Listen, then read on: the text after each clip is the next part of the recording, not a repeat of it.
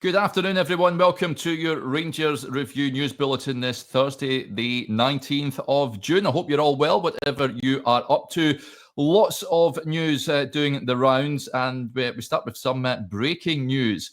Rangers have released a statement because they have been charged by the SFA and fined for comments made by John Brown in the end-of-season match against Hibs at Easter Road following the Nico Raskin goal that was not awarded to Rangers despite the ball being about 3 miles over the line. Now, Rangers have just released a statement and I'll read you it, folks. It says that Rangers FC today has been found by a Scottish FA judicial panel to have been in breach of disciplinary rule 38 following a remark made during commentary of the Hibernian v Rangers game in May. The club has been fined £3,000.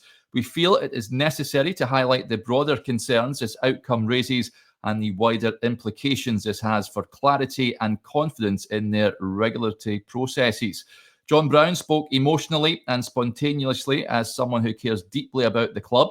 His words were not scripted and they were not an official club comment.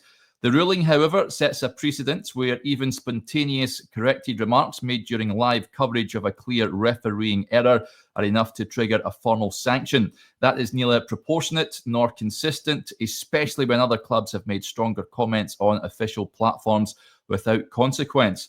As part of our defence today, we flagged numerous examples of similar incidents on club channels. These incidents raise legitimate questions about Scottish FA rules and how consistently they are enforced. To our knowledge, none of these cases appear to have resulted in charges against the respective clubs.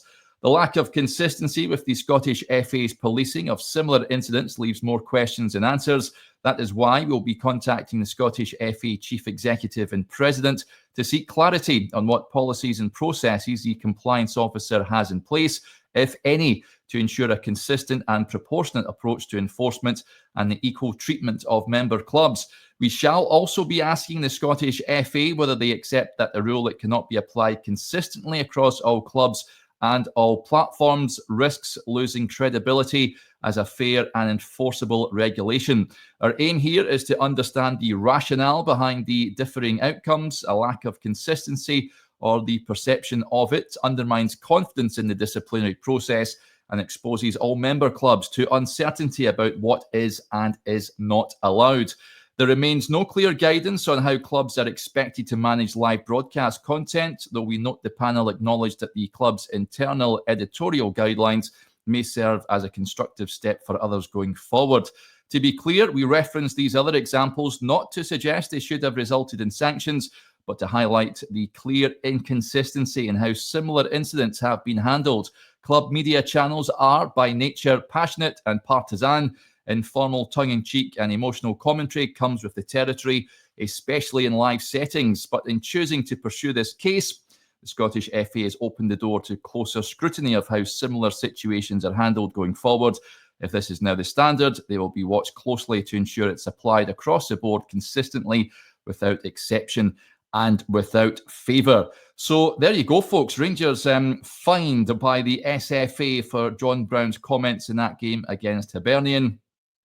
Very strong response there from the club, and well within the rights to cite previous examples which have gone unpunished, you've got to say. It certainly looks like it's one rule for one and one rule for Rangers and one for the others, it appears. So yeah, it will be interesting to see if they will be consistent going forward. Bit of a nonsense, if you ask me, if I'm giving my personal opinion on that one. Yeah, so that is just emerged over the last few minutes, folks. That full statement you can read over on the Rangers website, and no doubt you'll be able to find that also on the Rangers Review site very shortly indeed. Moving on from that then, and a bit of interesting news this. If you scroll in on whatever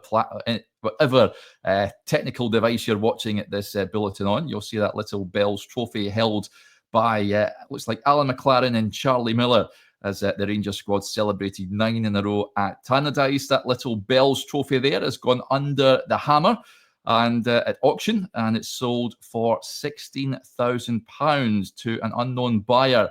It was the Bells Whisky League Championship trophy from the 96-97 season. It went under the hammer earlier today at the Glasgow-based McTears auctions. Bidding started at £9,000 and yes, sold for £16,000 to an unknown bidder. It was estimated to sell between 9 and 12 grand. So yeah, be interesting to see. I wonder if they'll come forward. Imagine they won't, given it's unknown. But yeah, that has found a new home. Often with these little trophies, you'd love to see them back in the Ibrox trophy room, especially that trophy that commemorated that 9-in-a-row triumph. So yes, sold for £16,000. Moving on from that then, and you will have seen news that emerged this morning with regards to David Macallum and the academy. He's been in interim charge of the academy for some time now, and that he will continue in that role as Rangers look to formalise their structure ahead of the new campaign. Kevin Thelwell has been tasked with reviewing every area of the football operation, both at Ibrox and Auchenhowie, following his appointment as Director of Football last month. Macallum is believed to be the front runner to land the top job as head of youth academy at Rangers on a permanent basis. Sources have insisted, though, that no final decision has yet been made as Thelwell works through a lengthy to-do list this summer. Now, reports had suggested that he was keen to fill the vacancy by heading back to his former club Everton for Gareth Prosser, but it's thought that he has lucrative offers in the Middle East. So Macallum has been in that role since last year. He filled in as interim academy director after, if you remember, Zeb Jacobs left for Feyenoord. So there you go, just a bit of an update with regards to that, folks. And just on transfer news, Joshua has a piece on the site at this moment in time. It goes into detail about the current state of play. One player we touched on the show this morning, potential departure, is that of Cyril Dessers. And at this moment in time, both Rangers and AEK Athens have yet to reach an agreement with regards to his future. Now, sources have questioned whether Athens would be able to afford the fee for the striker. Reports in Greece suggesting that they don't want to go above €4.5 million. Now, no official bid has been submitted for Dessers at present. And yes, should Rangers wish to sell him this window, they will want to receive a substantial fee for a player who has twice knocked back offers in the past year.